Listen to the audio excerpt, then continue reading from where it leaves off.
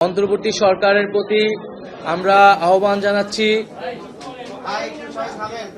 অন্তর্বর্তীকালীন সরকারের প্রতি আহ্বান জানাচ্ছি জনপরিসরে যাতে নারীর নিরাপত্তা নিশ্চিত করা হয় সেজন্য সরকার যাতে কঠোর অবস্থান গ্রহণ করে, নারী নিপীড়নকারীদের যাতে দ্রুত সময়ের মধ্যে যথাযথ বিচারের আওতায় আনা হয়।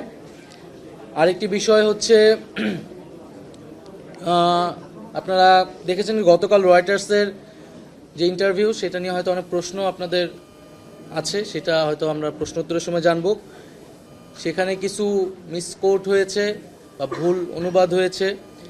যেমন আমি বলেছিলাম যে আমাদের আর্থিক বিষয়ে আসলে সমাজের যারা সচ্ছল মানুষ, আমাদের যারা সচ্ছল সদস্য এবং শুভাকাঙ্ক্ষীরা রয়েছে, তারা মূলত আমাদেরকে সহযোগিতা করে এবং আমরা একটা ক্রাউড ফান্ডিংয়ের দিকে যাচ্ছি, অনলাইন এবং অফলাইন কেন্দ্রিক।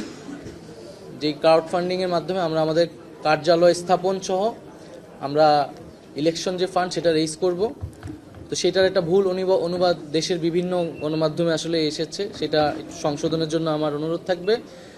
দ্বিতীয়ত, বর্তমান পরিস্থিতি সম্পর্কে আমি বলেছি যে এবছর নির্বাচন করা সম্ভব নয়। আমি ঠিক এইভাবে কথাটা বলি নাই।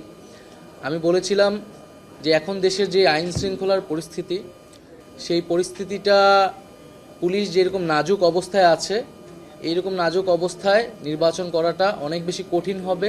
আমাদেরকে অবশ্যই নির্বাচনের আগে এই যে পুলিশিং ব্যবস্থা আছে, আইন শৃঙ্খলার যে পরিস্থিতি আছে, সেটাকে অবশ্যই উন্নত করতে হবে এবং সেটার জন্য সরকারের পাশাপাশি রাজনৈতিক দলগুলো যারা রয়েছে, বিভিন্ন সামাজিক শক্তি যারা রয়েছে, তাদেরকেও এগিয়ে আসতে হবে এবং সহযোগিতা করতে হবে।